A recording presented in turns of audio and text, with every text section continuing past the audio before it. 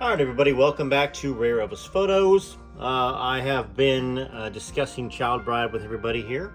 I started off kind of reading some sections that I thought were very important, and then a few of you said, hey, don't spoil the whole book, you need to read it all. So I did do a chapter the other day, chapter 1. Of course, I got some of these Elvis cards. I've been sleeving some of those, you know, and if y'all don't know what what I'm talking about, I put them in these little plastic sleeves like this. Make sure that's open. So I want to protect them. These are pretty much mint cards, or near mint. So I put them in something like that, which is a soft case. And then I put them in a hard case, which, and I'll get right to, I'm going to just do that one to show y'all, then I'll get right to reading chapter 2. Please like, subscribe, hit all notifications. If you are watching on the computer, click that join button, become a member. It's $9.95 a month. I'm going to start having a lot of members only videos too.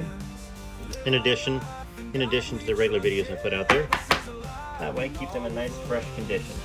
All right. In fact, maybe what I'll do before I read this is I'm going to go ahead and open up a pack of these 78s, and then we'll read chapter 2 of Child Bride.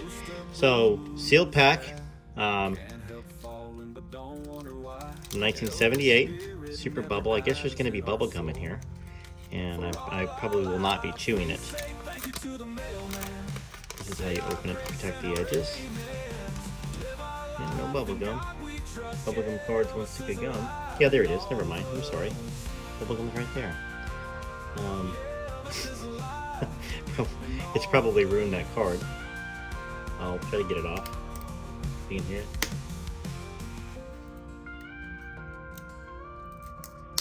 There we go. I'm gonna eat it. It's so hard, I can't chew it. So I think I'm just gonna put it up here for a moment. So what do we got here? We got Elvis Records number 53. We have Elvis Facts number 24 because of his hit song Elvis Collected Teddy Bears. Then we have that cool card, Elvis Facts number 14.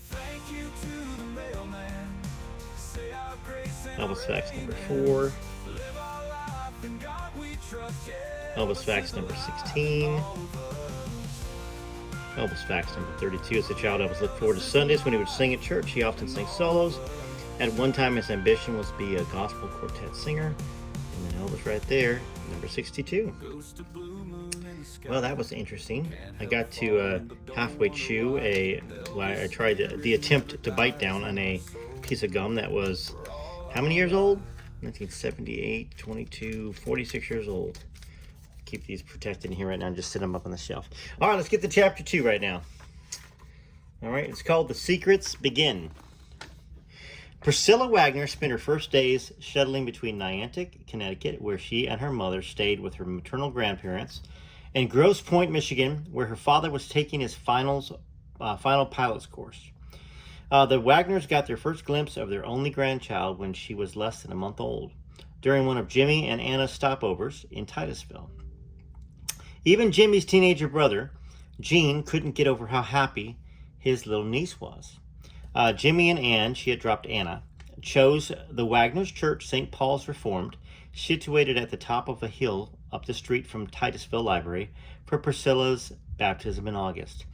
After the Sunday service, the family drove back to the Wagner place, an old-fashioned farmhouse, to gather on the front lawn for pictures. Gene did the honors, capturing his older brother and Anne standing side by side, holding Priscilla between them. Anne is smiling blissfully at Jimmy while he beams at the camera. There's a single poignant photo of Jimmy posing before a sprawling oak tree, tenderly cradling his infant daughter.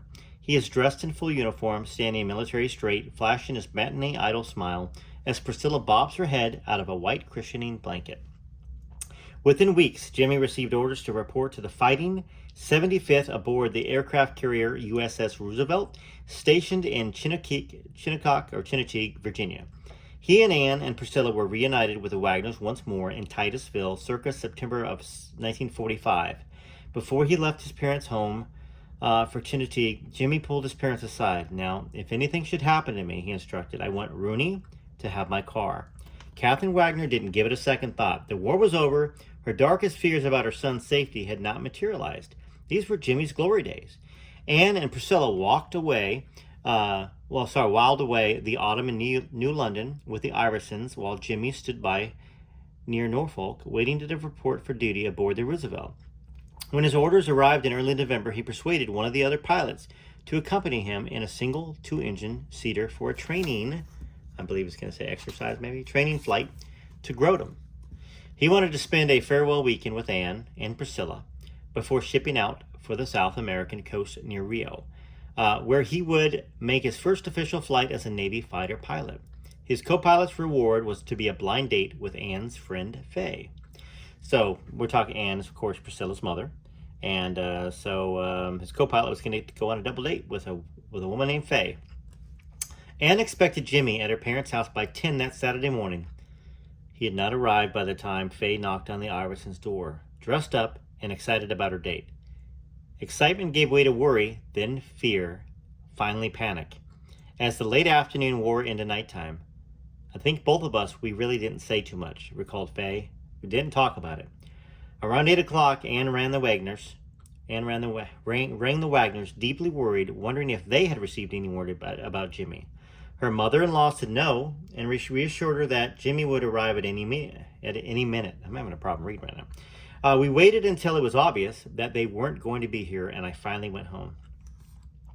Anne and the Wagners spent a desperate Saturday night and all day Sunday hoping, praying for word from Jimmy. At 5:30 on Sunday, 5:30 p.m. on Sunday, they received a curt telegram from the Navy informing them that James Wagner had been killed in an airplane crash on Saturday. Further details being sent by telegraph and letter. Jimmy and his co-pilot had flown into a heavy snowstorm as they approached the foothills of the Berkshire Mountains of Wingdale, New York, where they became lost in a fog. A hunter who lived in the area saw a 2-seater crash upside down against the East Mountain on Saturday morning, strewing fragments of the plane across the mountainside. It took New York State Police and local residents until Saturday night to make their way through the snow and underbrush to recover the body of Jimmy and his co-pilot, an ensign from Columbia, Tennessee, which is where I sit right now. That's an interesting fact. Maybe I skipped over this section when I was reading it online. Columbia, Tennessee, named S.R. Kalk. The plane had crashed just a half a mile from the Connecticut state line.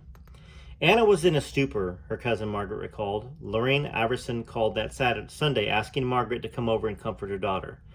The house was like a tomb. Nobody said too much. What can you say? The Iversons, who had softened towards Jimmy since the wedding, gathered in Titusville with the Wagners for the funeral. The local paper noted that Jimmy had attracted the largest number of mourners ever to call at the Flounders Arnold funeral home.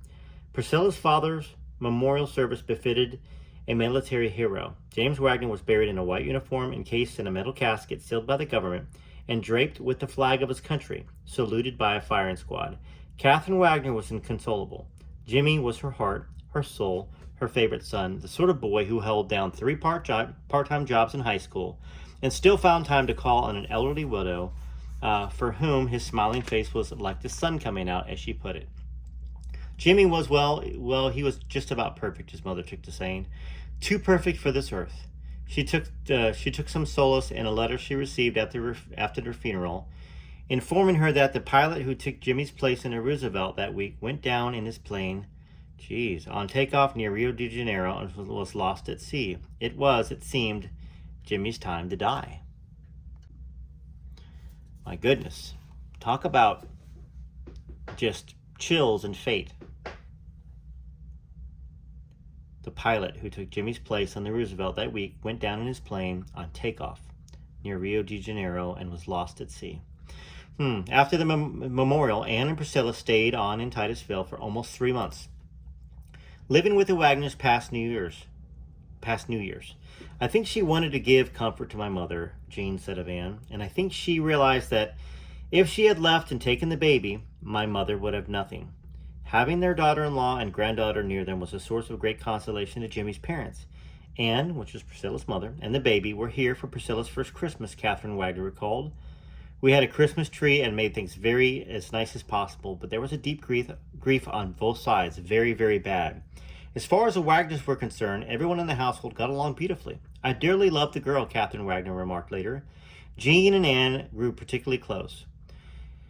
Now, Jean is Jimmy's brother, and Anne was Priscilla's mother. At 19, Anne was just 2 years older than Jimmy's brother, who was then a senior in high school.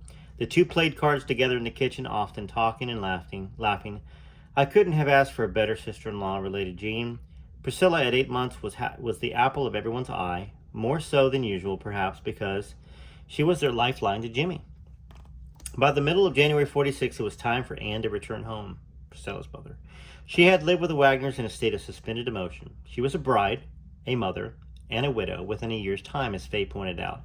It was time to think about her future, hers and her child's. She and the baby moved in with her parents, while Anne sleepwalked through a series of dead-end jobs. She was lost for a long time, her cousin Margaret reflected. Anne often wrote to Catherine Wagner, filling her in on Priscilla's progress, but also complaining of dizzy spells, weight loss, and deep depression. Rooney was a very vibrant person, recalled her friend Faye, and she had a terrible time accepting the fact that Jimmy had died. Rooney is Priscilla's mom, Anne Rooney. She would pull out photographs of him, according to Margaret, and play and replay a tape recording of his voice, and she'd get real down and cry. That year, Anne took a secretarial course, realizing, as she wrote, Miss Wagner, that she was responsible for supporting Priscilla. By the spring of 47, the Iversons could no longer afford to maintain the rundown, rambling house they were occupying with Anne and their granddaughter, so they moved into a small apartment in Niantic. By summer, Anne had recovered from the extremes of her depression, and she rallied when she found a clerical job in the business office of the University of Connecticut at Fort Trumbull. Priscilla was her salvation. She had been blessed with a beautiful child, Jimmy's legacy to her. Anne channeled her grief into complete absorption with her daughter. She fussed over Priscilla's clothes and hair like a Parisian couturière, dressing her in frilly frocks and Gibson girl blouses, arranging her baby brown hair in a Cupid curl, I guess. Priscilla seemed born to play the part. Isn't she a little doll, strangers would remark? Anne's devotion gradually turned to ambition. She took Priscilla to a photographer for studio portraits and avidly studied the results. Soon she was entering her daughter and baby contest, then children's beauty pageants. With her own glamorous dreams beyond her reach, Anne focused her ambition on Priscilla. The resulting mother-daughter relationship was intensely symbiotic, and both knew that the key to their success was Priscilla's appearance. The lesson for Priscilla was clear. Looking pretty was her raison d'etre. I think I said that right. By the spring of 1948, and I think that means her calling card, maybe. By the spring of 48, Anne was no longer working at the university. She wrote her mother-in-law that she was disgusted with drifting from job to job and frustrated that 2.5-year-old Priscilla had no yard to play in. She was longing to stay at home so she could devote herself full-time to her daughter. Around this time, she met a former Marine who was taking a business course at New London Junior College. His name was Joseph Paul Beaulieu. Well, pronounced Beaulieu. Joseph Paul Beaulieu. Anyhow, I like to say Beaulieu.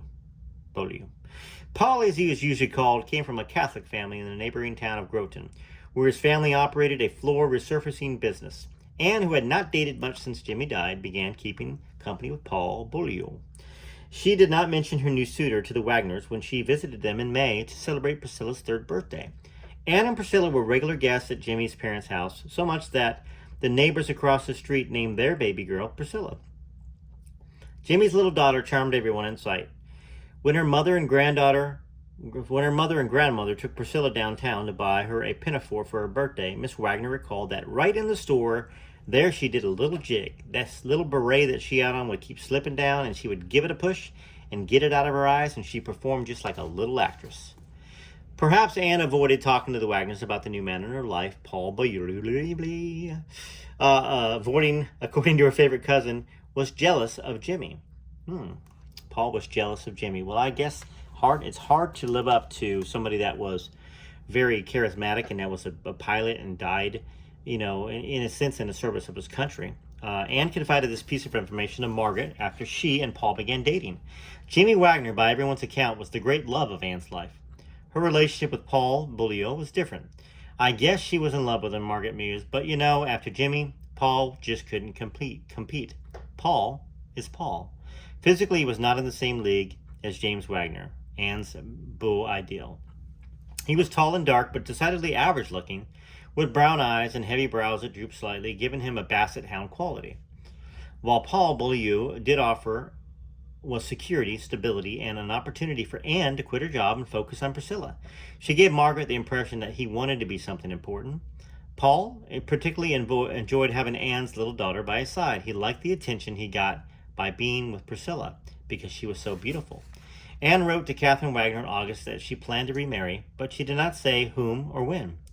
Jimmy's mother responded immediately, "Be sure and bring your husband to come visit us and bring Priscilla."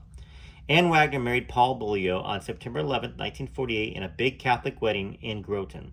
Priscilla's paternal grandparents did not receive an invitation. In fact, unknown to them, the Wagners were being systematically eliminated from the lives of their granddaughter and Anne.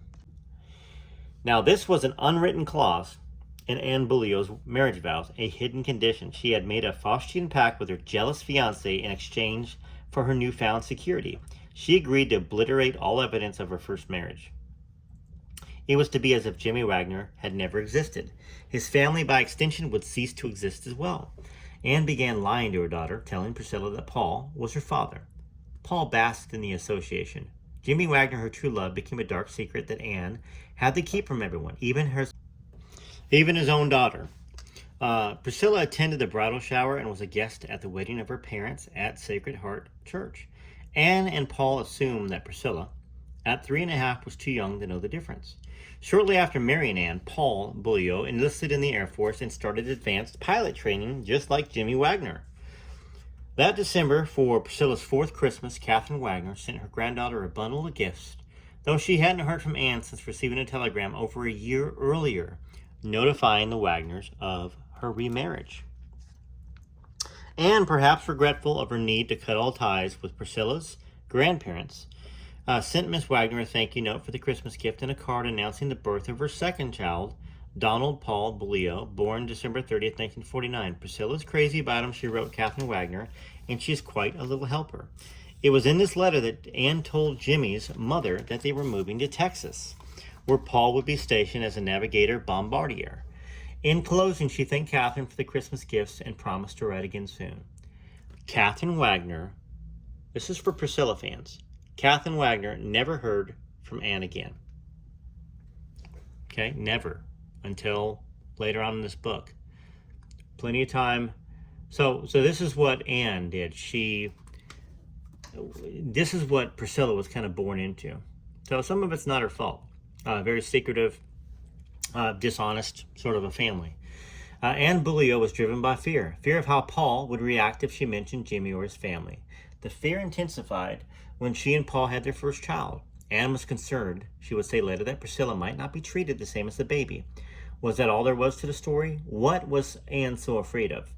Whatever the real reasons were, Anne kept them to herself, but the fear was there and it was powerful. So powerful that Anne made a decision soon after Donald was born that she would never again contact the Wagners, depriving her daughter of her paternal grandparents and separating Jimmy's parents from their only grandchild. Priscilla's real father, Anne's true love, was a forbidden subject as long as Paul Beaulieu lived. On April 17, 1950, a few months after Anne sent Donald's birth announcement to Jimmy's mother, Paul Beaulieu formally adopted Priscilla Ann Wagner. The perfect porcelain doll was now his. It had to torment him that her face, the face everyone commented upon, belonged to his dead rival. The Wagners had no idea their son's only child was now Priscilla Beaulieu, or that they had been deliberately expunged from her life. They were simply confused by Anne's silence. Catherine Wagner tried to send a baby gift to little Donald, but had no idea where in Texas Paul Beaulieu was stationed. Letters she wrote to Anne at her last known address were not returned, unanswered. Months passed with no word from Anne. We were always in hopes that maybe she was just busy and didn't write. Every time the mail came, well, maybe we'll get a letter today. Jimmy's mother tried writing to Anne in care of her parents in Connecticut to see if they would tell me where she was. We worried and didn't know what to do, but I didn't receive any answers. Several years passed. The Wagners finally decided to consider legal action to resume contact with their missing granddaughter. They made an appointment with an attorney, but the night before the consultation, he suffered a cerebral hemorrhage and died. The God-fearing Wagners took that as a sign. Everything seemed to be against us, recalled Miss Wagner. It seemed to be that we were just not to know. We thought there's a reason for this. If we're supposed to meet her or hear from her again, we will. The Wagners, who considered Priscilla kidnapped, carried on with their lives heartbroken. They had already lost Jimmy. Now their darling grandchild, the living link to their son, had been ripped from them. For Jimmy's mother, the hardest part of losing Priscilla was the little things. She thought of her granddaughter happily running through the house on her 3rd birthday, her sweet smile. But I have those good memories, she would console herself. I have those.